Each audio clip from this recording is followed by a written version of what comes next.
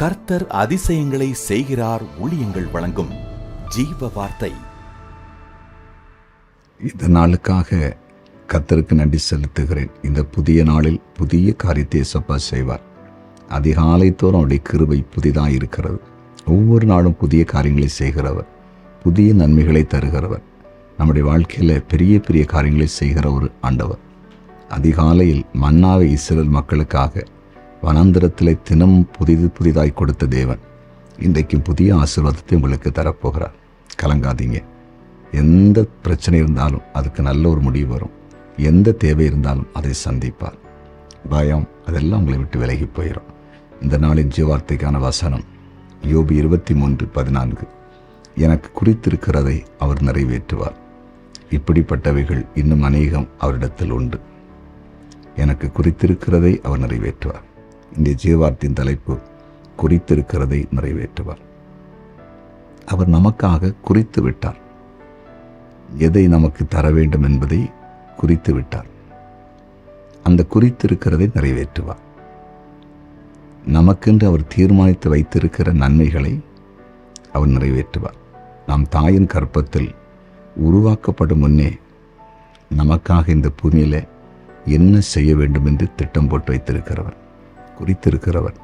நமக்கு தேவையான படிப்பு, நமக்கு தேவையான வேலை, நமக்கு தேவையான குடும்ப வாழ்வு, நமக்கு தேவையான பிள்ளைகள், நாம் ஆராதிப்பதற்கு நமக்கு தேவைப்படுகிற சபை, எல்லாவற்றையுமே முன்குறித்து, அதாவது முன்பாகவே தேவன் குறித்து வைத்திருக்கிறார், ஆயத்தமாக்கி வைத்திருக்கிறார்.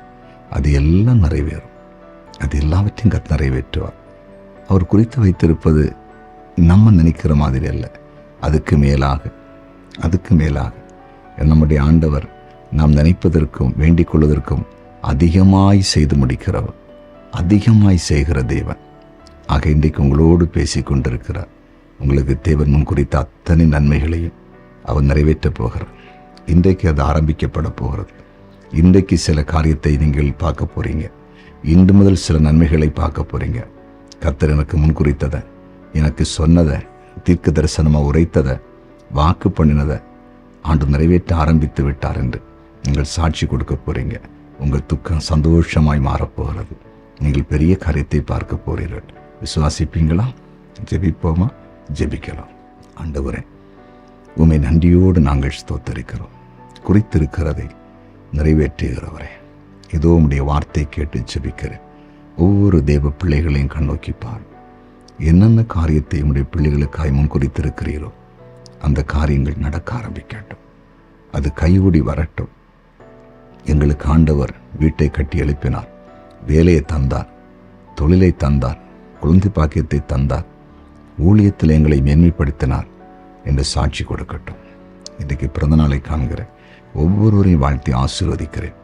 ஆசீர்வாதமாக இருக்கட்டும். திருமண நாளை காண்கிற குடும்பங்களை வாழ்த்துகிறேன். குடும்பத்தில் இருக்கிற குறைவுகள் நிறைவாகட்டும். ஆண்டவரே, சமாதானம் இல்லாமல் இருக்கிற எல்லாருக்கும் சமாதானத்தை கொடுப்பீராக. இன்னும் விசேஷமாய் அநேகர் ஆண்டவரை கமெண்டில் ஜெப குறிப்பு போட்டிருக்காங்க, அனுப்பியிருக்காங்க. வியாதி மாறணும், பிரச்சனை மாறணும், எக்ஸாமில் வெற்றி கிடைக்கணும், உயர்ந்த படிப்பு கிடைக்கணும், வேலை கிடைக்கணும், வழக்கில் முடிவு வரணும் எல்லாம் ஆண்டவர் ஜெப குறிப்பு அனுப்பியிருப்பாங்க. அதன் ஜெப குறிப்புகளை கர்த்தர் அங்கீகரித்து அற்புதம் செய்து சாட்சியில் எழுப்பும்படியாய் ஜெபிக்கிறேன். நீர் அப்படி செய்துவிட்டு நன்றி. இயேசுவின் நாமத்தில் பிதாவே, ஆமென்.